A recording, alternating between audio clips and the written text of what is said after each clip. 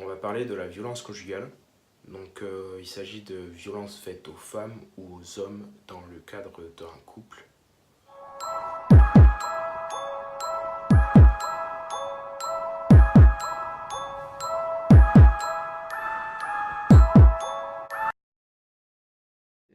À une époque où j'étais mère célibataire, j'ai fait rentrer dans nos vies un individu qui un jour a montré son vrai visage.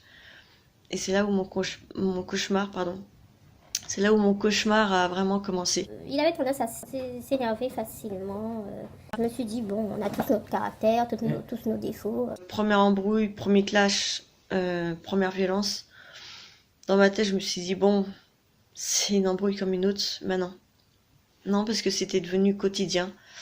C'était des violences sexuelles où il m'imposait des relations. Je n'étais pas d'accord, mais pour éviter que les choses tournent mal, souvent je me laissais faire. Après, les associations m'ont fait savoir que oui, madame, oui, ça s'appelle un viol. Les violences que j'ai subies, c'est plus des violences verbales, psychologiques et sexuelles. Donc je mettais toujours ceci sous le compte de c'est comme ça qu'il est, c'est son caractère. C'était invivable, dans le sens où je rentrais du boulot, j'avais cette boule au ventre, cette angoisse, cette peur à me dire, bah, est-ce qu'il va être calme? Est-ce que ça va bien se passer ce soir? Non, non, non. Et j'ai subi toute cette violence pendant quelques mois, jusqu'au jour où ce lâche s'en est pris à mon fils. J'avais cette peur quand il rentrait. Je ne cessais de me remettre en question et de me dire que c'est de ma faute. Il avait tendance à me dénigrer et à me prendre pour moins que rien, un peu de la merde, quoi. Ce lâche s'en est pris à mon fils. Et c'est là où je me suis dit non, je vais mettre un terme à tout ça. Quand on est violenté tous les jours comme ça, on n'a pas le courage forcément d'en parler, ou on se dit si j'en parle, il va y avoir des représailles. Pour les enfants, j'ai voulu continuer et rester dans le couple, me disant que les enfants ont besoin de leurs parents. Mais bon, c'est vrai que... La stabilité, elle peut se trouver en dehors du couple aussi. Enfin, en dehors des deux parents. Ouais, 5-6 ans. 5-6 ans de mariage. 50 calvaires. Mais non, non, non, faut surtout, mais surtout pas rester dans le silence. Donc là, je suis tombée sur le prospectus violence conjugale. Et j'ai trouvé des numéros sur ce prospectus. J'ai appelé. J'avais l'impression aussi que j'étais mise sur écoute dans la maison.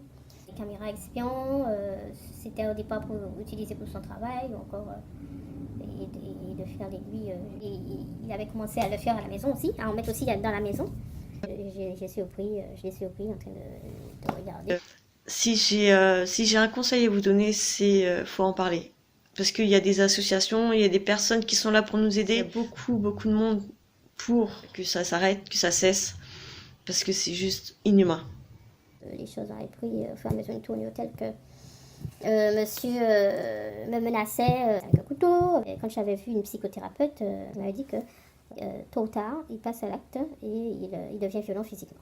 Il avait l'occasion de me coincer le pied dans la porte, fait exprès pour vraiment détruire ma personnalité. Quand il me faisait ses actes de méchanceté, il esquivait un petit sourire dans le coin le coin de la bouche qui me montrait qu'il le faisait exprès et qu'il en prenait du plaisir. Dernièrement, donc j'ai une amie qui est morte des suites de violences conjugales.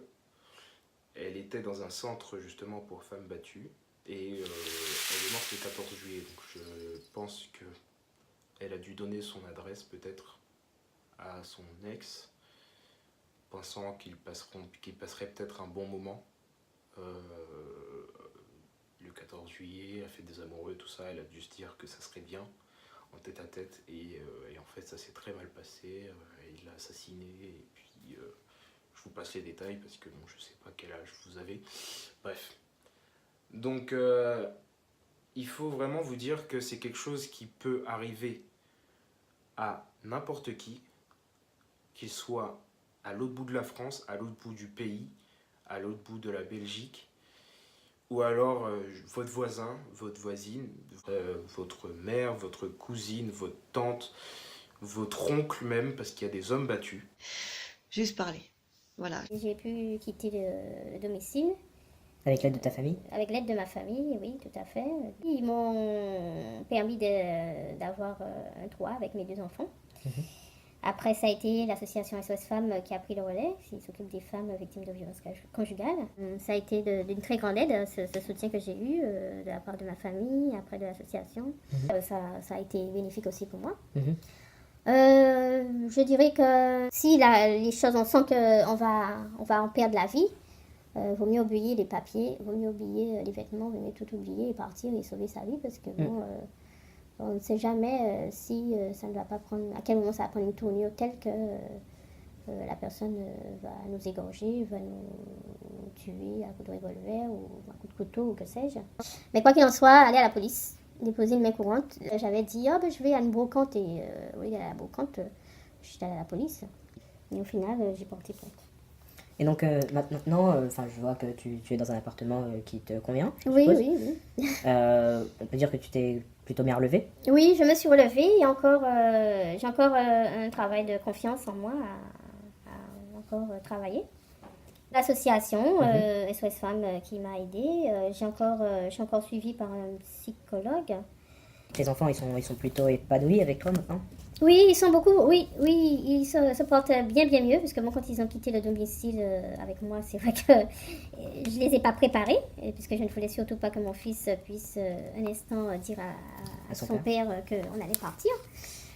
Donc il fallait que ça fasse l'effet de surprise. Donc c'est vrai que ça a été dur, mais ils vont bien, ils vont fort bien maintenant.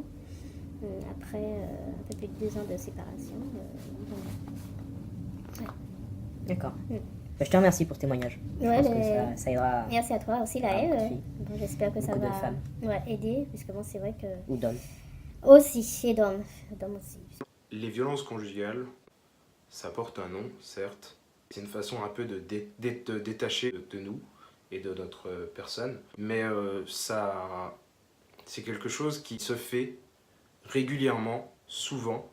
Et c'est autour de nous, ça peut être votre oncle, votre tante, comme je vous ai déjà dit. Et en fait, c'est quelque chose dont on a du mal à parler, mais c'est pas pour autant que c'est moins grave. Donc ça peut être très grave, ça peut être un bras cassé pour X raisons. Non, mais il a pas fait exprès, je suis tombé dans les escaliers, mais il a pas fait exprès. Ça peut être quelque chose d'anodin à ses yeux, à vos yeux peut-être aussi. Très souvent, des femmes meurent des suites de violences conjugales. Et c'est vraiment quelque chose qu'il ne faut pas minimiser, à mon sens.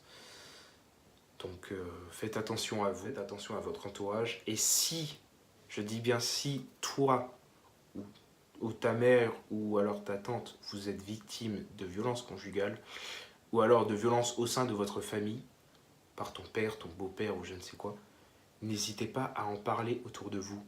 Portez plainte. N'ayez pas peur de porter plainte. Et surtout, ne restez pas. Il ne faut pas rester, en fait. Dès qu'il y a, je sais pas, une première claque, une première gifle qui est partie, il faut déjà se remettre en question et remettre en question le couple, la vie avec la personne. Il faut tout remettre en question parce que ça peut dégénérer très très vite. Une personne qui t'a frappé une fois peut te frapper 10 fois. Et au bout de la 10e fois, tu trouveras ça normal jusqu'au moment où il te tuera peut-être. Donc ne minimisez pas la chose. Il ne faut vraiment pas avoir honte de demander de l'aide autour de vous. J'espère que mon témoignage pourra aider d'autres personnes et vous aider aussi.